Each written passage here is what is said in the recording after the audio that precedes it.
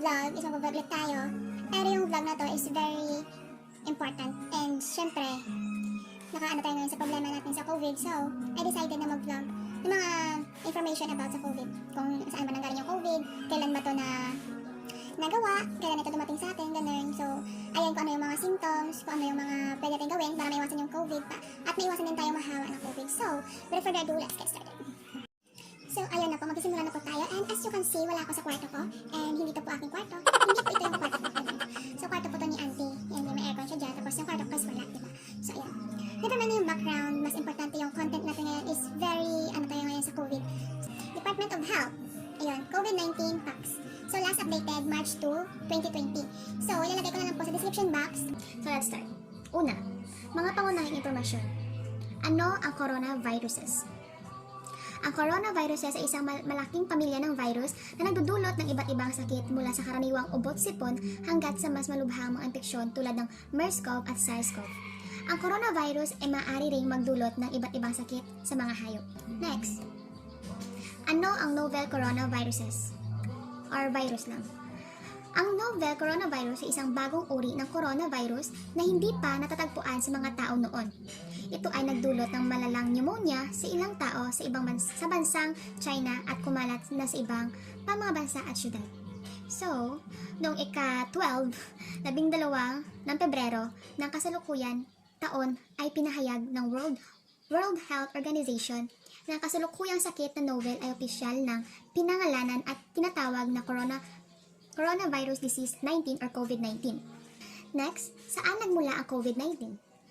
Noong ika-31 ng Desyembre 2019, naitala ang ilang kaso ng pneumonia na hindi pa gaanong kilala sa Wuhan, China at nai-report sa World Health Organization.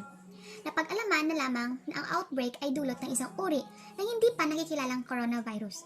Ang coronavirus na ito ay karaniwang natatagpuan sa mga hayop lamang at hindi pa nakita sa mga tao noon. So, yung naanhan pa ng coronavirus is yung mga hayop pa lang before and hindi pa siya nakikita sa mga tao. So pang-apat, dapat ba akong mabahala sa COVID-19? Normal. Normal lamang ang makaramdam ng pagkabahala dahil sa kasalukuyang pagkakaroon ng COVID-19. Sa ating bansa, lalo na para sa iyong sarili at mga mahal sa buhay. Samantala, ang karamihan sa mga kaso ng COVID-19, 81% ay mayroong bahagyang mga sintomas lamang, lalo na sa mga bata at young adults. Maliit lamang ang posibilidad na kakailanganing maospital ng mga maapektadong pasyente. Sa kabilang banda, siguraduhin proteksyonan ang sarili upang maiwasan ang pagkalat ng COVID-19 virus sa iyong mga mahal sa buhay at komunidad. Ugaliing gawin ang tamang paghuhugas ng mga kamay, social distancing at tamang pag-ubo. Bukod dito, maaaring sundin ang mga payo at abiso mula sa pamahalaan at mga lokal na opisyal, partikular na ang pag-iwas sa mga malawakang salo-salo o pagpunta sa mga mataong lugar. Like sa mga fiesta, birthday, binyag, mga kasal, ganun. So, kung pwede lang, iwasan muna natin yan. 1 month na quarantine siguro. Ayun, iwasan muna natin yung mga salo-salo, mga date-date na ganyan, mga banding-banding sa labas. Magbanding muna tayo sa bahay natin with our family. Next, next level, Coronaviruses Disease 2019. Saan nagmula ang COVID-19? Ang COVID-19 ay nagmula sa mga hayop. Posible na ito ay nagmula muna sa mga hayop bago naapektuhan o naisalin sa mga tao. Samantala, ang pinagmula ng COVID-19 virus ay kasalukuyan pang inaalam at inaaral. Ang coronaviruses ay isang malaking pamilya ng mga virus na pangkaraniwan sa mga hayop. May mga pagkakataon ang mga tao ay nahahawaan ng mga virus na ito tulad ng SARS-CoV na mula sa tinatawag na civet cats at MERS-CoV na galing naman sa tinatawag na dromedary camels. Ganun. Para makaiwas sa mga posibleng virus mula sa mga hayop, iwasan ang direktang kontak o paghawak sa mga hayop. Siguraduhin ang food safety sa lahat ng oras. Ayusin ang paghahandan sa mga hilaw na karne, gatas o mga ibang parte ng katawan ng hayop upang maiwasan ang kontaminasyon sa mga dilutong pagkain. Para sa mga mga half-cook, ganun. At iwasang kumain o uminom ng mga hilaw o dilutong produkto mula sa mga hayop. Next, gaano kahaba ang incubation period? Ang incubation period ay ang panahon sa pagitan ng pag-expose sa infection at sa unang paglabas ng sintomas. Base sa WHO o World Health Organization, ang kasalukuyang incubation period mula sa COVID-19 ay mula 1 hanggang 12.5 araw. Ito ay maaaring magbago sa oras na maibigay sa DOH ang bagong impormasyon. Base sa MERS at SARS noon, umaabot ng 14 na araw ang incubation period.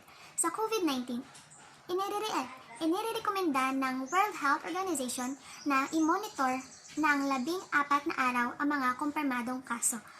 So, yun yung mga parang may possibility or mga may case na talaga ng COVID-19, kailangan silang i-monitor, or yung mga PUM, yung mga persons under monitoring, at mga PUI, persons under investigation, yung ganun. So, kailangan talaga silang i-monitor time to time, day to day, ganun. Next, paano naikakalat o naipapasa ang COVID-19? Ito ay naipapasa ng tao sa pamamagitan ng pagsagap ng mga maliliit na talsik ng laway mula sa pagsasalita, pagbahing o pag-ubo ng isang taong may COVID-19. So, sa like mga tinatawag na daw droplets, yun, salita, kailangan din may mask, and kahit may mask, kailangan pa rin ng social distancing. Ayun.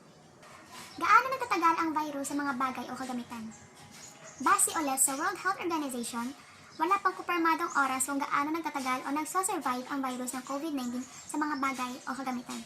Subalit, maaaring tulad ito ng ibang coronaviruses, ipinapakita sa pag-aaral na ang coronaviruses ay maaaring mag-survive sa mga bagay o kagamitan sa loob ng maiksing oras hanggang sa ilang mga araw, depende sa iba't ibang kondisyon.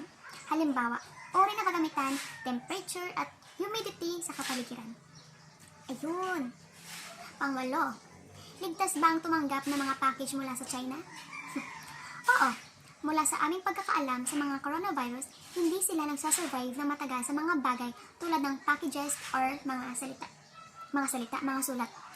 Kaya, ang pagtanggap ng mga packages mula sa China ay hindi nagsisilbing panganib upang makakuha ng virus ang tatanggap nito. Next, ano-ano ang mga sintomas ng COVID-19? Base ulit sa World Health Organization, ang mga karaniwang sintomas sa dulot ng COVID-19 ay lagnat, pagkapagod at dry cough. Ilan sa mga pasyente nakararanas nito ng sipon at baradong ilong, sore throat or diarrhea, habang isa lamang sa 6 na pasyente ay nakakaroon ng hirap sa paghinga at nagiging malubha ang kalagayan. Lahat ba ng individual na may COVID-19 ay nagpapakita o nakakaranas ng mga sintomas? May mga ilang individual na hindi nagkakaroon ng sintomas at hindi nakakaramdam ng anumang sakit. So ayun, balik naman tayo sa dating pwesto natin. So, pang-11 na tayo. Maaari bang mahawa ng COVID-19 mula sa taong walang sintomas? Ang panganib na mahawa ng COVID-19 mula sa taong walang sintomas ay napakababa. Tandaan, ito ay naipapasa lamang sa pamamagitan ng maliliit na talsik ng laway mula sa ubo ng taong infected nito. Kung hindi uubo ang taong infected, malaki ang posibilidad na hindi siya makahawa ng iba. Subalit, may mga taong infected ng COVID-19 na nakararanas ng mga banayad ng mga sintomas lamang. Ito ay partikular na nangyayari sa maagang yugto ng sakit. Sa makatuwid, posibleng mahawa ang isang tao sa taong infected ng COVID-19 na mayroong banayad na ubo lamang. Ayun. So, for more updates or for more info pa, sa description box, nandyan yung link, kaya na mismo yung magbasa, mag-intindi, ganun. Sino ang mas posibleng magkaroon ng malubhang sintomas? Ang mga nakakatanda na mayroon ng kondisyon medikal ng high blood pressure, mga problema sa puso o diabetes ay ang posibleng magkaroon ng malubha o kritikal na anyo ng COVID-19. So, yung mga may mga edad na, like mga pang 80, 90 yung mga edad, yung mga matatanda na basta mahina na ganun, yun yung mga mas maapektuhan ng COVID-19, ganun. Mamatay ba ang COVID-19? Ang COVID-19 ay maaaring nakakamatay, ngunit madalang itong mangyari. Base ulit sa World Health Organization, 82% ng mga infected na pasyente ay may banayad lamang na representasyon. 15% ang may malubhang manifestasyon, habang 3% lamang ang nagiging kritikal. Base sa nabanggit sa itaas, ang mga nakatatanda na na kompromisong immune system at mga taong mayroon ng naunang kondisyong medikal gaya ng diabetes at sakit sa puso ay ang mas madaling kapitan ng sakit dahil sa virus. Nasa 2% lamang ng mga infected ang namatay dahil sa sakit. Number 14. May gamot at bakuna na ba para sa COVID-19? Sa ngayon, wala pang gamot o bakuna laban sa COVID-19, subalit marami sa mga sintomas ang maaaring magamot base sa clinical condition ng pasyente.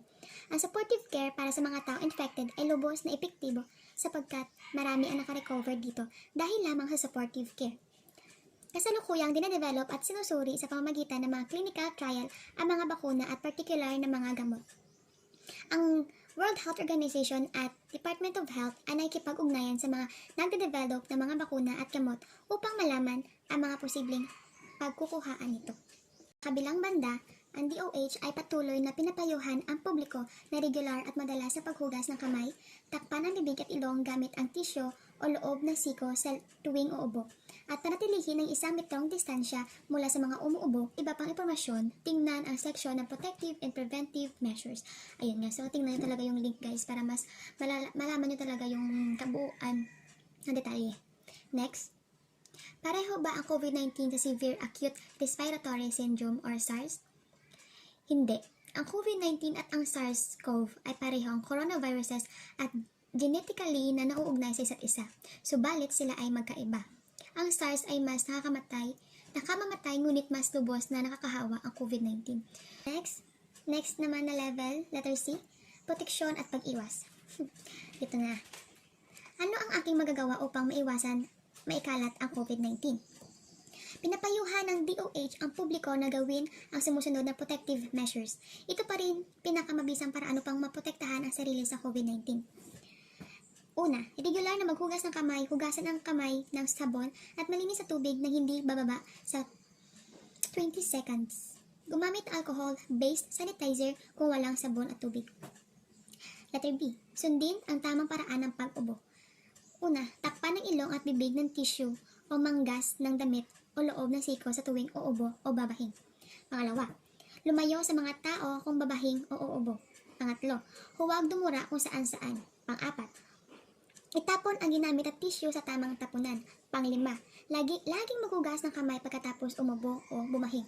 Pang-anim, gumamit ng hand sanitizer o alcohol. Letter C, panatilihin ng 1 metrong distansya sa mga tao may respiratory symptoms. Letter D, iwasan ang hindi protektadong paghawak at paglapit sa mga farm at wild animal, buhay o patay. Letter E, siguraduhin na luto ng mabuti ang pagkain. Huwag kayong kumain ng mga, kung sa amin pa mga kinilaw, yung mga half-cook. Kung hindi naman, di ba sa COVID-19, kailangan pa natin maghugas ng kamay, di ba? Kasi yun, kung walang COVID-19, mayroon talagang iba pang mga sakit yung pwede nating malagay sa ating katawan sa tuwing hindi tayo maghugas ng kamay. So, may COVID man or wala, maghugas pa rin tayo ng kamay time to time. Next, kailangan ko bang magsuot ng mask upang maprotektahan ang aking sarili laban sa COVID-19? Ito, ang sabi dito is hindi. Ang mga taong walang respiratory symptoms ay hindi na kailangan magsuot ng medical mask. E nire-rekomenda ng DOH na ang gagamit lamang ng medical mask ay ang sumusunod. A. Mga taong may sintomas ng COVID-19. B. Mga nag-aalaga sa mga individual na may sintomas tulad ng ubo at lagnat at ang mga health workers. Ang pinaka-epektibong paraan upang protektahan ang sarili at iba laban sa COVID-19 ay ang regular na paghuhugas ng kamay, pagtatakip ng bibig at ilong gamit ang tissue o loob ng siko sa tuwing uubo, at pagpapanatili ng 1 metrong distansya mula sa mga umuubo o bumabahing. Ganun. So next, paano ang tamang paggamit at pagtapon ng medical mask o sample? Mask to. Malinis na mask to guys. So, dito kayo humawak. Tapos, alamin kung nasaan ang metal strip. So, nandito yung metal strip. Yan. Tapos, ito yung ilagay nyo sa itaas. Sa mga mailong dyan. Tapos, ilalagay ko siya. Then, hilain pababa. Tapos, ganyan. I-mold.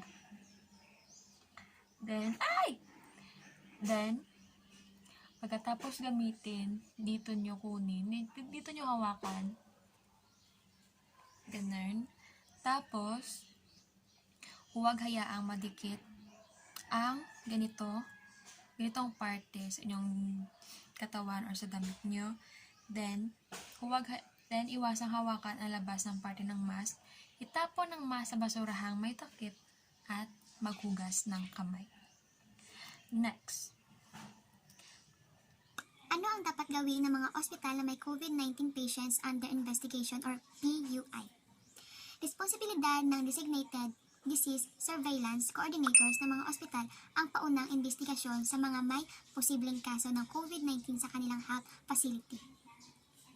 Agad ding dapat ipaalam ng healthcare providers sa mga infection control personnel sa kanilang healthcare facility kapag may posibleng kaso ng COVID-19 at i-report sa Municipal Health Officer o City Health Officer para sa verification at initial investigation.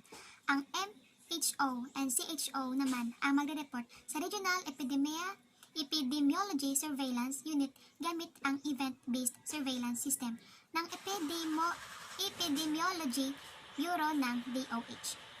Ayun. Ayan, Yun, tago. Then, hinihikayat din ng Department of Health ang mga health worker na maging mapagbantay at magdoble ingat kapag nakipagsalamuha sa mga pasyenteng may respiratory infection, lalo na sa mga Ayun, intindihin nyo na. Yun na, wala na. May nagdaang paglalakbay sa China. Sa China.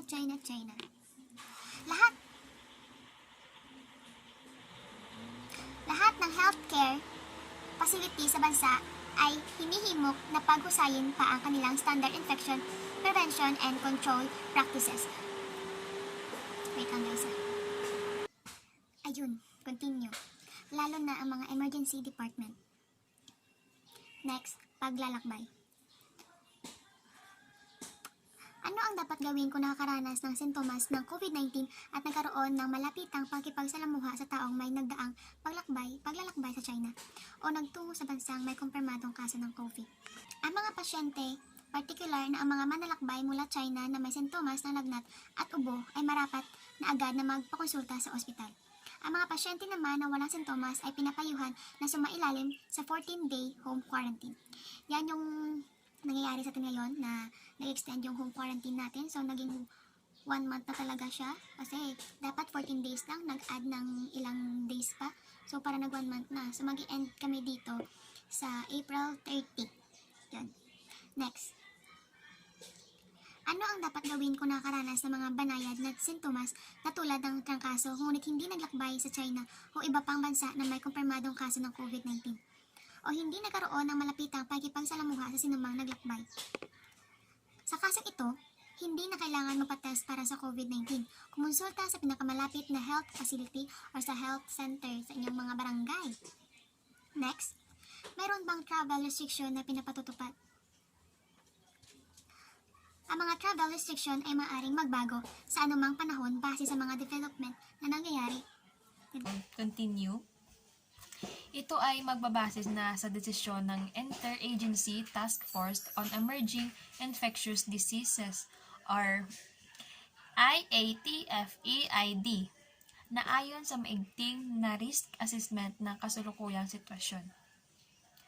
Sunod, pinapayagan bang makabalik ng Pilipinas ang mga overseas Filipinos mula sa mga bansang may kumpirmadong kaso ng COVID-19? Oo, ang DOH ang responsable sa kanilang pagbabalik bansa. Sa kanilang pagdating, sila ay dadalhin sa health facility para sa monitoring at iba pang medical management sa loob ng 14 days. Kung may lagnat at ubo sa kanilang pagdating agad, itong ipaalam sa mga medical officer na naka-duty sa airport o seaport. Letter E. Pagtugon ng public health sa kasalukuyang sitwasyon. Number 25 na tayo guys, ang haba rin pala. Saan makukuha ng impormasyon ang publiko ukol sa COVID-19? Makakukuha ng impormasyon ang publiko ukol sa COVID-19 sa mga official press releases ng DOH, website at social media platforms. Maging maingat sa mga fake news na kumakalat online at laging i-verify ang sources ng impormasyon. Last, Ano ang ginagawa ng DOH at iba pang ahensya upang mapigil ang ganitong sitwasyon? Masugid na minomonitor ng Department of Health or DOH ang mga individual na mayroong mga sintomas at may nagdaang paglalakbay sa China at iba pang bansang may kumpirmadong kaso ng COVID-19. Nakikipag-ugnayan ang DOH sa World Health Organization at China Center for Disease Control para sa mga update. Mahigpit na minomonitor ng DOH ang mga repatriate o mga Pilipinong galing sa Wuhan, China at MV Diamond Princess sa Japan. Wow, social! Patuloy na isinasagawa ang contact tracing sa mga may positibong kaso upang matiyak na hindi kumalat ang virus sa bansa. Kasi yung iba, kapag nalaman nila na PUM sila or PUI sila, tumatakas pa sila. Gaya nung dating issue na marami daw yung mga PUM, ewan ko kanong lugar doon, tumakas sila, nagtago sila, so parang nahirapan yung mga na mag-trace sa kanila kung nasaan na ba silang mga butas na nakasuhot. So ayun, kung gusto nyo pang gumaling at gusto nyo pa yung mabuhay, huwag kayong tumakbo, huwag yung takasan yung sakit nyo kasi walang sakit na hindi na magagamot, diba? Tiwala lang kayo kay Lord. Ganun. So, binuo rin ng DOH ang Interagency Task Force for the Management of Emerging Infectious Diseases, ang ahensya ng kalaga sa pamamahala ng lahat ng nakahandaan at pagtugon sa COVID-19.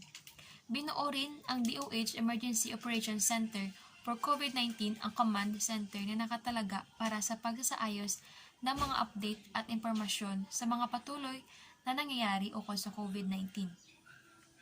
Sa pagpaparating ng mga impormasyon sa publiko, nagsasagawa ng press briefings ang DOH 3 beses sa isang linggo upang maisiguro ang transparency at accountability ng gobyerno. Pinaghusay rin ng DOH ang kapasidad ng coronavirus laboratories testing, kahandaan ng mga ospital, mabilis na pagtugon, risk communication at pagpaparating ng mga impormasyon. Habang ang Bureau of Quarantine ay patuloy na nagtatrabaho kasama ang mga airline at airport authorities upang palakasin ang border surveillance, habang pinagtitibay naman ng Epidemiology Bureau ng DOH surveillance sa komunidad. So, ayun guys. May mga hotline din dito, open to all callers nationwide. So, ayun nga, ilalagay ko talaga yung link ng Department of Health, yung binasa ko dito, para mas lalo nyong maintindihan or mas lalo kayong maging maingat or maging mapamatsyag sa paligid nyo kung ano ba ang dapat gawin upang maiwasan nga yung COVID-19. And may COVID man, may virus man or wala, kailangan pa rin nating maghugas ng kamay at panatilihing malinis ang ating katawan araw-araw. So, ayun lamang po. Yun lamang po. Sana po makatulong din po itong vlog na to sa inyo, sa atin, habang tayo naka-quarantine pa rin. So, ngayon is April 16 and ilang days na lang, April 30 na. Yun. Amo lang na sa sininga video, and I hope may natutunan kayo guys, and I hope na ma-watch nyo to and spread the information sa ating mga kapamilya, sa ating mga friends. Intindi talaga na stay home tayo ngayon.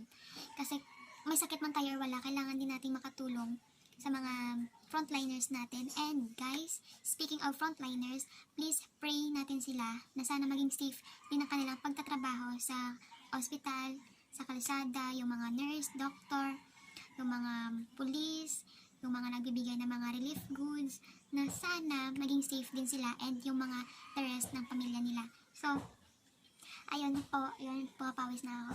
So, ayun lamang po, and please visit nyo po yung link sa baba, sa description box. As in, mas mabuti na kayo na mismo yung magbasa ng mga details, mga information, kasi alam niyo naman ako, bulol-bulol ako. So, mas mabuti na kayo mismo yung mga kabasa. So, ayun na lang. Safety first, guys. And pray natin yung mga mahal natin sa buhay na hindi nakauwi dahil sa quarantine or dahil sa COVID na to. Na dapat uwian nila ngayon kasi, ayun, bakasyon. Pero hindi sila nakauwi dahil sa COVID. So, ayun guys. Pray natin sila and trust God. Always trust God, guys, kasi hindi tayo pababayaan ni Lord. Ayun, guys, thank you for watching. Don't forget to like and subscribe to my channel for more videos. Bye!